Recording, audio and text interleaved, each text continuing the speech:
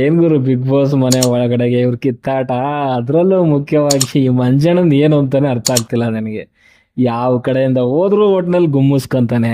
ಆ ಒಂದ್ ಕಡೆಯಿಂದ ಕರೆಕ್ಟ್ ಆಗಿ ಸ್ಮಾರ್ಟ್ ಆಗಿ ಗೇಮ್ ಪ್ಲೇ ಸ್ಟಾರ್ಟ್ ಮಾಡ್ತಾನೆ, ಬಟ್ ಆದ್ರೆ ಅದು ಎಂಡ್ ಏನಿರುತ್ತೆ ಅನ್ನೋದು ಅವ್ನ ತಲೆಯಲ್ಲೇ ಇರೋದಿಲ್ಲ. ಅಂಡ್ ಯಾರ್ಯಾರೋ ಬಂದು ಒಂದ್ ರೀತಿನಲ್ಲಿ ಗುಮ್ಮಿ ಹೋಗ್ತಿದ್ದಾರೆ. ಸೊ ಅರ್ಥ ಮಾಡ್ಕೊಂಡು ಒಂದೆಲ್ಲಾ ರೀತಿಯಲ್ಲಿ ಸ್ಟ್ರಾಟಜಿ ಮಾಡ್ಕೊಂಡು ಆಡ್ಬೇಕೇ ಹೊರತು ಏನೋ ಒಂದು ಸ್ಟ್ರಾಟಜಿ ಮಾಡಿ ಸೊ ಕೊನೆಯಲ್ಲಿ ತನಗೇ ಗುಮ್ಮಿದ್ರೆ ಸೊ ಅದು ಬೇರೆಯವ್ರ ಮೇಲೆ ಬ್ಲೇಮ್ ಮಾಡೋವಂಥದ್ದು ಎಷ್ಟು ಸರಿ ಅಂತ ನನಗೆ ಅರ್ಥ ಆಗ್ತಿಲ್ಲ. ಸೊ ಇವಾಗ ಒಂದು ಪ್ರೋಮೋ ಬಿಟ್ಟಿದ್ದಾರೆ. ಸೊ ಪ್ರೋಮೋದಲ್ಲಿ ನೋಡ್ತಿರ್ಬೇಕಾದ್ರೆ ಅಲ್ಲಿ ತ್ರಿವಿಕ್ರಮ್ ಅಂಡ್ ಮಂಜು ಅವರು ಇಬ್ರು ಕಿತ್ತಾಟ ನಡೆಸ್ತಿದ್ದಾರೆ. ಆಕ್ಚುಲಿ ಇದು ನಿನ್ನೆ ಬಿಟ್ಟಂತಹ ಪ್ರೋಮೋದೇ ಒಂದು ಪಾರ್ಟ್ ಅಂತಾನೆ ಹೇಳ್ಬೋದು. ಸೊ ಈ ಒಂದು ಪ್ರೋಮೋದಲ್ಲಿ ಅಲ್ಲಿ ತ್ರಿವಿಕ್ರಮ್ ಅಂಡ್ ಅದೇ ನಮ್ಮ ಯಾರು ಮಂಜು ಅವರು ಕಿತ್ತಾಟ ನಡೆಸ್ತಿದ್ದಾರೆ. ಸೊ ಈ ಒಂದು ಕಿತ್ತಾಟ ಅಥವಾ ಜಗಳ ಏನಿದೆ, ಮೇ ಬಿ ನಿನ್ನೆ ಒಂದು ಎಪಿಸೋಡ್ ಏನಿತ್ತು, ಸೊ ನಿನ್ನೆ ಟಾಸ್ಕಲ್ಲಿ ಎರಡನೇ ಟಾಸ್ಕಲ್ಲಿ ಸೊ 4 ರೌಂಡ್ ಆಗಿತ್ತು, ಇನ್ನೂ ಒಂದು ರೌಂಡ್ ಬ್ಯಾಲೆನ್ಸ್ ಇತ್ತು. ಆ ಒಂದು ಕೊನೆಯ ರೌಂಡ್ ಆಗಿದ್ದಾದ್ಮೇಲೆ ಸೊ ಈ ಒಂದು ಕಿತ್ತಾಟ ಶುರುವಾಗಿದೆ ಅಂತ ಅನ್ಕೊಂತೀನಿ. ಯಾಕಂತಂದ್ರೆ ಸೊ ಕೊನೆಯ ಒಂದು ರೌಂಡ್ ಆಗಿದ್ದಾದ್ಮೇಲೆ ಅಲ್ಲಿ ಯಾರು ಈ ಒಂದು ನೆಕ್ಸ್ಟ್ ವಾರಕ್ಕೆ ನಾಮಿನೇಟ್ ಆಗ್ತಾರೆ ಅನ್ನೋದು ಗೊತ್ತಾಗುತ್ತೆ.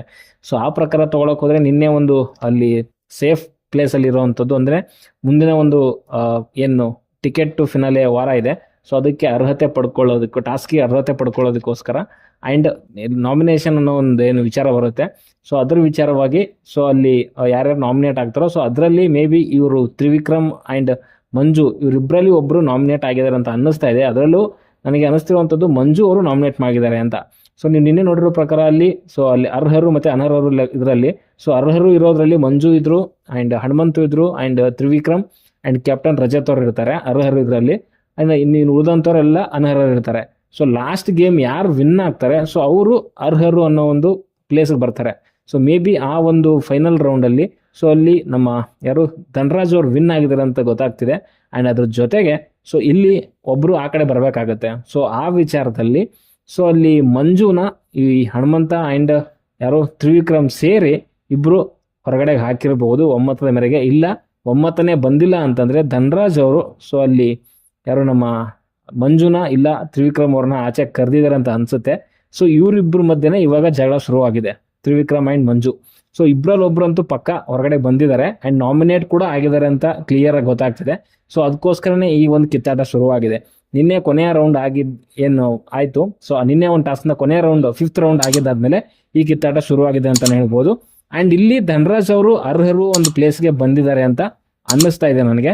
ಸೊ ಈ ಒಂದು ಲೆಕ್ಕಾಚಾರ ತಗೊಂಡ್ರೆ ನಿನ್ನೆ ಒಂದು ಟಾಸ್ಕ್ ಏನಿತ್ತು ಅದು ಸೊ ಏನು 5 ರೌಂಡ್ ಇರುವಂಥ task, so ball task. So ಅದನ್ನು ಸ್ಟಾರ್ಟ್ ಆಗಿಂತ ಮುಂಚೆನೆ ಮಂಜು ಆ್ಯಂಡ್ ತ್ರಿವಿಕ್ರಮ್ ಒಂದು ಪ್ಲ್ಯಾನ್ ಮಾಡ್ಕೊತಾರೆ, ಸ್ಟ್ರಾಟಜಿ ಮಾಡ್ಕೊತಾರೆ. ಸೊ ನಾವು ಇಬ್ಬರು ಇರೋ ಗಂಟ ಎದುರುಗಡೆ ಯಾರು ಬರ್ತಾರೆ ಮೂರನೇ ವ್ಯಕ್ತಿ, ಸೊ ಅವ್ರನ್ನ ಟಾರ್ಗೆಟ್ ಮಾಡಿ ನಾವು ಆಚೆ ಹಾಕೋಣ ಅನ್ನೋ ರೀತಿಯಲ್ಲಿ ಇದನ್ನ ಸ್ಟ್ರಾಟಜಿ ಮಾಡ್ಕೊಂಡಿರ್ತಾರೆ. ಬಟ್ ಅದೇ ಸ್ಟ್ರಾಟಜಿ ಇವರಿಗೆ ಇವಾಗ ರಿವರ್ಸ್ ಹೊಡೆದಿದೆ ಅಂತಲೇ ಹೇಳ್ಬೋದು. ಆ್ಯಂಡ್ ಅಲ್ಲಿ ಮಂಜು ಹೇಳುವಂಥದ್ದು ನಾಮಿನೇಷನ್ ಅಂತ ಬಂದಮೇಲೆ ಅಲ್ಲಾಡಿಸ್ಬಿಟ್ಟಾರೇನೋ ಅನ್ನೋ ರೀತಿಯಲ್ಲಿ, ಅಂದರೆ ಏನೋ ಒಂದು ರೀತಿಯಲ್ಲಿ ಇಲ್ಲಿ ಮಂಜು ಹೇಳ್ತಿರೋವಂಥದ್ದು ಸೊ ತ್ರಿವಿಕ್ರಮ್ ಅವರು ಮಂಜುಗೆ ಮೋಸ ಮಾಡಿದ್ದಾರೆ ಅನ್ನೋ ರೀತಿಯಲ್ಲಿ ಮಾತಾಡ್ತಿದ್ದಾರೆ. ಆ್ಯಂಡ್ ನಿನಗೆ ಧನರಾಜ್ಗೆ ಕಂಪೇರ್ ಮಾಡಿದ್ರೆ ಧನರಾಜೇ ಬೆಸ್ಟು ಎಲ್ಲ ರೀತಿಯಲ್ಲಿ ಅನ್ನೋ ರೀತಿಯಲ್ಲಿ ಮಾತಾಡ್ತಿರೋವಂಥದ್ದು. ಆ್ಯಂಡ್ ವ್ಯಕ್ತಿತ್ವದ ಬಗ್ಗೆ ನೀನು ನನ್ನ ಹತ್ರ ಮಾತಾಡ್ತೀಯಾ ಅಂತ ತ್ರಿವಿಕ್ರಮು ಆಯಿತು ಹೋಗಲ್ಲು ಅನ್ನೋ ರೀತಿಯ ಎಲ್ಲ ಮಾತುಗಳೆಲ್ಲ ಬರ್ತಿದೆ. ಕೆಲವೊಂದೆಲ್ಲ ಅನಾವಶ್ಯಕ ಅಂತ ಅನಿಸುತ್ತೆ. ಓಕೆ ಮಂಜುನೇ ಫಸ್ಟ್ ಲೇ ಅಂತಂದ, ಬಟ್ ಅದಾದಮೇಲೆ ತ್ರಿವಿಕ್ರಮ್ ಬಂದಿರುವಂಥದ್ದು. ಆ್ಯಂಡ್ ನಾನು ಹೇಳುವಂಥದ್ದು ಮಂಜುಗೆ ಸೊ ನಾನು ಮೊದಲೇ ಹೇಳ್ದಂಗೆ ಸ್ಟ್ರಾಟಜಿ ಅಂತ ಮಾಡಿದ್ಮೇಲೆ ಸೊ ಸ್ಟಾರ್ಟಿಂಗಿಂದ ಎಂಡ್ವರೆಗೂ ಏನೇನು ಆಗುತ್ತೆ ಅನ್ನೋದನ್ನ ತಲೆಯಲ್ಲಿ ಇಟ್ಕೊಂಡೇ ಮಾಡಬೇಕು. ಆ್ಯಂಡ್ ನಾನು ಒಬ್ಬನ ನಂಬಿ ಸ್ಟ್ರಾಟಜಿ ಅವ್ರ ಜೊತೆ ಮಾಡ್ಕೊತಿದ್ದೀನಿ ಅಂತಂದರೆ ಸೊ ಅವ್ರ ಬಗ್ಗೆನೂ ತಿಳ್ಕೊಂಡಿರ್ಬೇಕು ಆ್ಯಂಡ್ ಅವ್ರ ಹಿಸ್ಟ್ರಿ ಏನಿದೆ ಅನ್ನೋದು ತಿಳ್ಕೊಂಡಿರ್ಬೇಕು. ಆ್ಯಂಡ್ ಮಂಜು ಸ್ಟ್ರಾಟಜಿ ಏನೋ ಚೆನ್ನಾಗಿ ಮಾಡ್ತಾನೆ, ಬಟ್ ಅದ್ರದ್ದು ಎಂಡ್ ರಿಸಲ್ಟ್ ಏನು ಅನ್ನೋದನ್ನು ಅವ್ನಿಗೆ ಗೊತ್ತಿರೋದಿಲ್ಲ. ಆ್ಯಂಡ್ ಅದು ಎಂಡ್ ರಿಸಲ್ಟು ತಿರುಗಿಸಿ ಬಂದ್ಬಿಟ್ಟು ಅವನಿಗೆ ಗುದ್ದುತ್ತೆ, ಬಟ್ ಅದು ಅವನಿಗೆ ಅರ್ಥ ಆಗೋದಿಲ್ಲ. ಇದು ಇವಾಗ ಆಗ್ತಿರೋದಲ್ಲ, ಇದೇ ತ್ರಿವಿಕ್ರಮು 2ನೇ ವಾರನೂ 3ನೇ ವಾರದಲ್ಲೂ ಸೊ ಇದೇ ಒಂದು ನಾಮಿನೇಷನ್ ಬಂದಾಗ ಸೊ ಕೀ ತೊಗೊಂಡೋಗಿ ಆ್ಯಕ್ಟಿವಿಟಿ ರೂಮಲ್ಲಿ ಅಲ್ಲಿ ನಾಮಿನೇಷನಿಂದ ಚೇಂಜ್ ಮಾಡುವಂಥದ್ದು ಇರುತ್ತೆ, ಬೋರ್ಡು ಯಾರು ನಾಮಿನೇಟ್ ಇರ್ತಾರೆ ಸೊ ಅವ್ರು ತೆಗೆದು ಇನ್ನೊಬ್ರು ಹಾಕೋದಿರುತ್ತೆ. ಸೊ ಅಲ್ಲೂ ಕೂಡ ಮಂಜುಗೆ ತ್ರಿವಿಕ್ರಮ್ ಅವರು ಮೋಸ ಮಾಡಿರ್ತಾರೆ, ಬಟ್ ಅಲ್ಲೂ ಇದೇ ರೀತಿಯಲ್ಲಿ ಒಂದು ರೀತಿಯಲ್ಲಿ ಫಿಕ್ಸಿಂಗ್ ಮಾಡ್ಕೊಂಡಿರ್ತಾರೆ. ಸೊ ಅವಾಗಿನ ಮಾಡಿರೋವಂಥ ಒಂದು ತಪ್ಪು ಇವಾಗಲೂ ತಿರುಗಿ ಅದನ್ನೇ ಮಾಡ್ತಾನೆ ಅಂತಂದರೆ ಇನ್ನೂ ಬುದ್ಧಿ ಕಲ್ತಿಲ್ಲ ಅಂತಲೇ ಅರ್ಥ. ಓಕೆ ಸ್ಟ್ರಾಟಜಿ ಮಾಡಲಿ, ಬಟ್ ಅದ್ರದ್ದು ಎಂಡ್ ರಿಸಲ್ಟು ಅಥವಾ ಯಾರ ಜೊತೆ ಸ್ಟ್ರಾಟಜಿ ಮಾಡ್ಕೊತಾ ಇದ್ದೀನಿ ಅವನ ತಲೆ ಯಾವ ರೀತಿಯಲ್ಲಿ ಓಡಿಸ್ತಾನೆ ಅನ್ನೋದು ಕೂಡ ತಲೆಯಲ್ಲಿ ಇಟ್ಕೊಂಡೇ ಮಾಡಬೇಕಾಗುತ್ತೆ. ಸುಮ್ಮನೆ ಬುದ್ಧು ಥರ ಹೋಗಿ ಸ್ಟ್ರಾಟಜಿ ಮಾಡಿಕೊಂಡು ಅವರಿಗೆ ಆ ಸ್ಟ್ರಾಟಜಿನ ಬಿಟ್ಕೊಡೋವಂಥದ್ದು ಎಲ್ಲೋ ತಪ್ಪು ಅಂತ ಅನಿಸುತ್ತೆ. ಆ್ಯಂಡ್ ಇಲ್ಲಿ ನಾನು ಹೋಗಲೇ ಬಾರಲೇ ಅಂದಿದ್ದು ನನ್ನ ಪ್ರಕಾರ ತ್ರಿವಿಕ್ರಮ್ ತಪ್ಪಿಲ್ಲ. ಯಾಕಂದರೆ ಯಾರೇ ದೊಡ್ಡವರಾಗಲಿ ಚಿಕ್ಕವರಾಗಲಿ ಮರ್ಯಾದೆ ಕೊಡಬೇಕು, ಮರ್ಯಾದೆ ತೊಗೊಬೇಕು ಅಷ್ಟೇ.